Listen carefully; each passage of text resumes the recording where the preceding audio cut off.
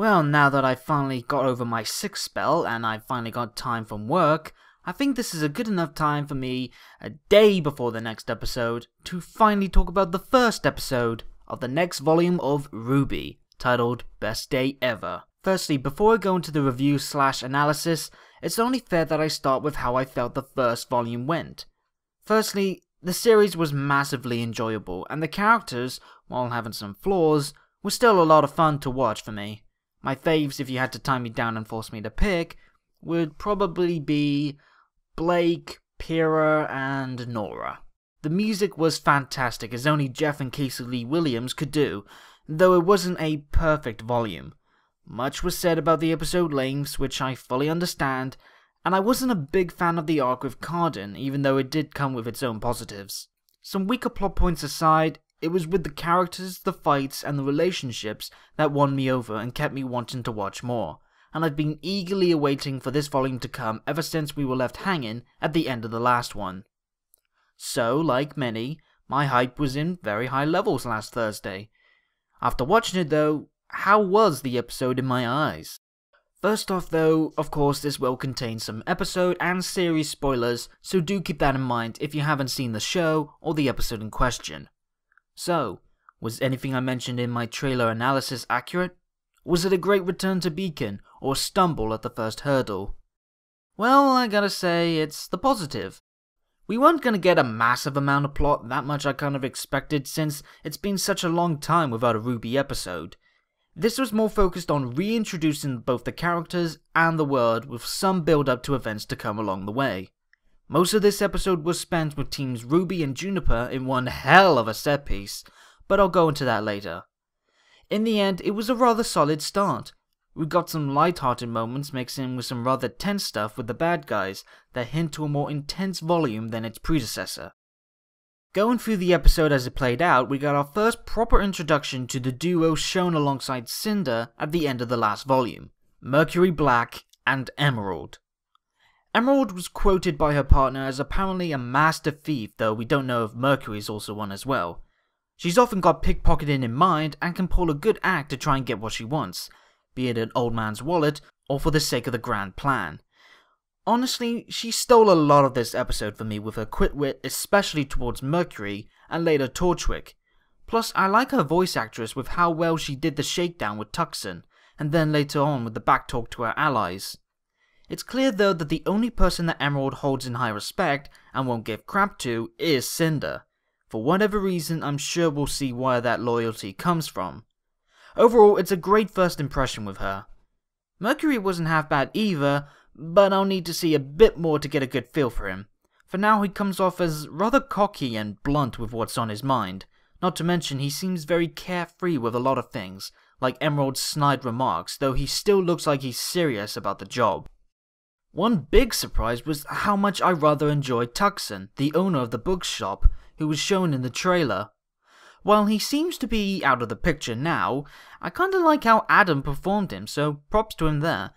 In fact, that whole shakedown was a really good opener moment.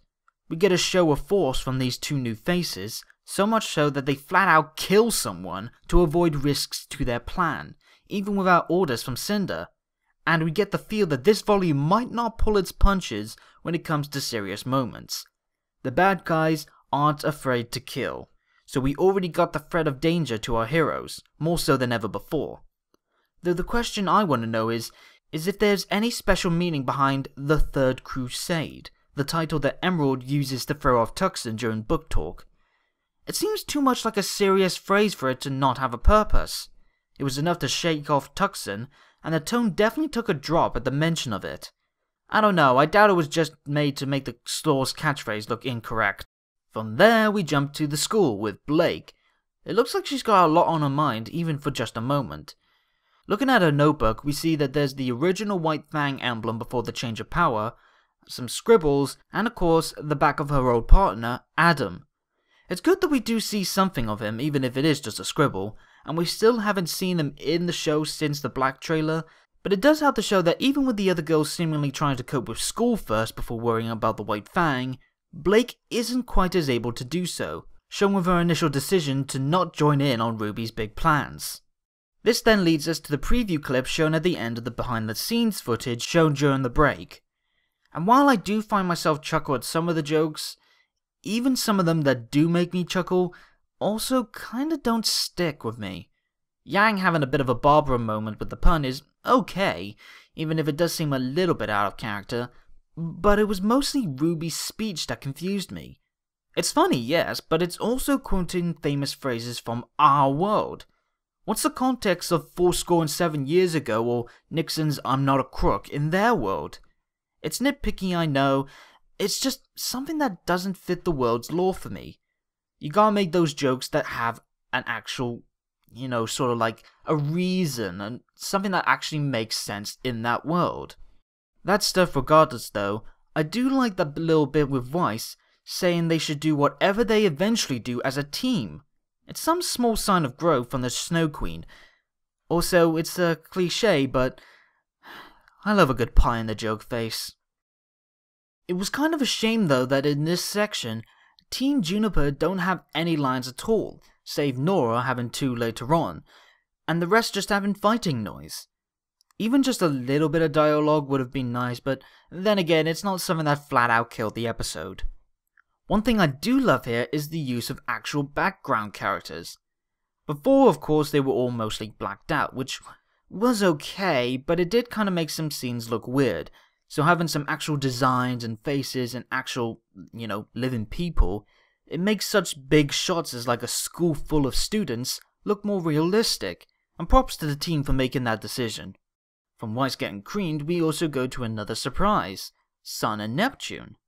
I didn't expect to see Neptune so early, let alone Sun, but it was nice to see what this new face is like. While it's just these two from their team, we do see that at least Sun and Neptune are good friends, enough that Sun trusts him with Blake's secret and approves of her and the others enough to want to introduce them all to his teammates. Even if maybe Neptune spilled some secrets in the past as hinted, and even with Sun playing off Neptune's swag pose with approval, all of this was just all good. And good is also how I would describe Kerry's voice work for Neptune, especially with how he read some of the lines, and it'll be fun to see more of what seems to be a very laid-back and cool persona. Of course, from that, we go to what this episode will probably be remembered for. One of the biggest and most mental food fights that I have ever seen in any kind of media. In the trailer analysis, I kind of speculated that we might be seeing a Team RWBY versus Team Juniper fight, and while I was right, I never expected it to be with swordfish, melons, and a buttload of soft drinks. While it might not be as seriously epic as perhaps the fight in Volume 1 with the Nevermore and the Deathstalker, it's probably the most creative. The concept of the students using food in place of their iconic weapons is genius, and it leads to a lot of funny and amazing visuals. Said visuals in terms of the animation is stunning, and all the detail in the flying kitchenware and food is a great marker point for the quality that the battle animations are possibly going to be like in this volume. Even if you have to wonder just, how on earth are kids supposed to eat food that can take kicks, whip someone into denting a vending machine, and survive punching melons? And I wasn't too far off with another guess in my trailer analysis, that being the infamous RWBY cradling Weiss snippet. I had a feeling it wasn't as serious as they played out, and while I, again, didn't expect it to be during a food fight, I did smile at what it came to be, and it's still a nice little treat for White Rose supporters amongst all the insanity. Something in the climax of the fight that I loved a lot was the use of semblance powers in action. Before, we'd seen it through moments of RWBY being super fast, Blake and Yang using it to aid in their combat, Jean using it in the clash with Cardin, and Pyrrha using it to aid Jean with the Ursa.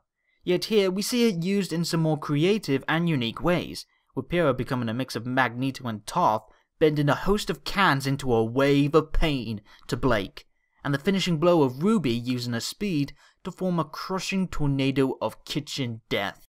More of Monty's imaginative mind when it comes to battles coming to light here, and again, it was a wonderfully fun way to showcase the improvements to a lot of the battle animations for this volume, and treat the fans to a requested dream fight. Of course, the episode doesn't end with this, as we go back to the bad guys with Mercury and Emerald at the home base for the White Fang, and the return of Torchwick, who I have to say had a really great performance in this episode. We finally see more of Torchwick's skill as a criminal mind, managing to steal the address of Emerald, showcasing just how much dust he's stolen for the cause, and how he doesn't take the insults from Cinder's cohorts easy. Gray brings this charisma to life more so here than ever before for me, and long may it continue. Though we do see also, while he won't be pushed around by the two, Cinder definitely isn't one he's willing to get on the bad side of. Whatever Cinder is capable of or has on Roman must be something, because while Roman doesn't come off as weak or a pushover, the fact that even when left in the dark over the actual plan that he's a part of, he won't push Cinder too far, perhaps out of fear or just making sure not to go past any limits the mysterious woman might have. Who I must say, Jessica Nigri, bravo with your performance here. I have to admit that I didn't know what to expect from her as the fire-powered bad girl, but she did a strong job getting such an intimidating tone for Cinder, not willing to take failure or actions that might harm the plan from even her loyal members Emerald and Mercury. She knows she's the boss, she makes sure others know she's the boss, and what the boss says goes. All that, and in that very slightly alluring tone that she brings, so again, bravo to Jessica. And with some swift pickpocketing from Emerald, we're brought to the end of the episode. Summary of positives and negatives now. As I said, Ruby's speech kinda felt off in terms of fitting in the world, some animation hiccups here and there, and the newer voices are strong, but some I'm sure will get tighter as they get used to it in later episodes. Plus, and this just might be me, the mouths are a little bit weird when it comes to speech. Not in the sense of bad lip movement matching the voices, in fact, they kinda feel a bit more tighter here than in the last volume, but the bottom lip just feels sometimes like it's tucked in or being sucked in. Nitpicky, but I'm sure I'll grow used to it. Positives are aplenty. The animation, as I said, is strong, and a great showing in this episode that both the battles and the walk-in and idle animations have had a big step up. The new characters already look to be interesting, and for a return and pace setter for the series, it does a great job of welcoming back its viewers with entertaining and engaging moments. It brings us back to the world with everything: action, comedy, drama, in a sense that even with some lighter moments in this volume I'm sure to come, this volume won't hide the threat that's coming. Also, the music is again top notch, with a lot of remixes here in the fight, though no shocker there. And that's it for today. I believe the next episode will be this Thursday, though if I'm incorrect I'll put a little annotation somewhere here to say otherwise. So till then, I'll see you next time. Peace!